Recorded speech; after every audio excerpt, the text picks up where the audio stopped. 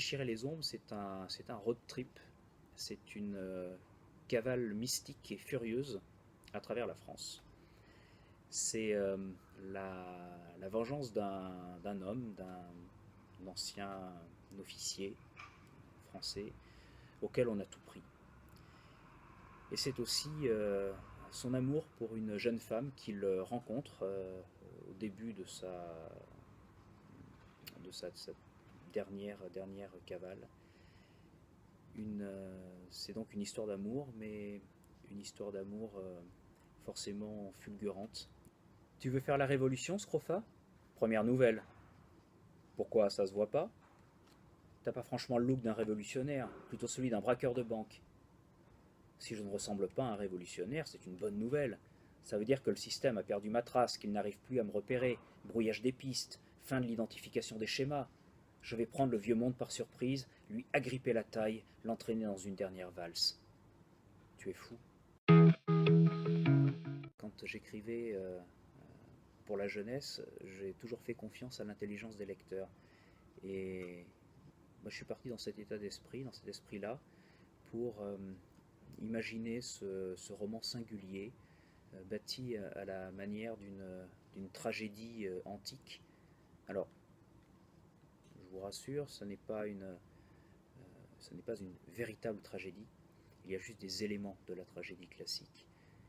On retrouve le chœur, on retrouve un nombre réduit d'acteurs, on retrouve les épisodes parlés, on retrouve des parties dialoguées, mais c'est tout. Le reste, c'est vraiment construit à la manière d'un roman. Le borgne s'est décarcassé à déchiffrer la trame, à craquer le chiffre caché dans les étoiles, et pour quel résultat? Des hommes qui achètent leurs rêves à Hollywood. Pour déchirer les ombres, il me fallait un personnage qui sorte de l'ordinaire. Et c'est Lucius Scrofa, qui est un peu à mi-chemin entre Rambo, qui aurait lu Sénèque, et puis Lignatus de la Conjuration des imbéciles, qui aurait enfourché une Harley. Et Lucius Scrofa, c'est une sorte de géant, d'ogre, ces personnages trop grands pour une époque trop petite, et qui, pour s'y faire de la place, est obligé de malmener son, son environnement et de le dévorer. Tu aimes le monde dans lequel tu vis, Anastasie? Ben, ça dépend. Il y a des choses cool, d'autres à gerber, mais c'est le monde, quoi. Bonne réponse, Anastasie. C'est notre monde, on n'en a qu'un. Voilà pourquoi il faut le rendre plus attrayant. C'est avec ces armes que tu vas le rendre attrayant?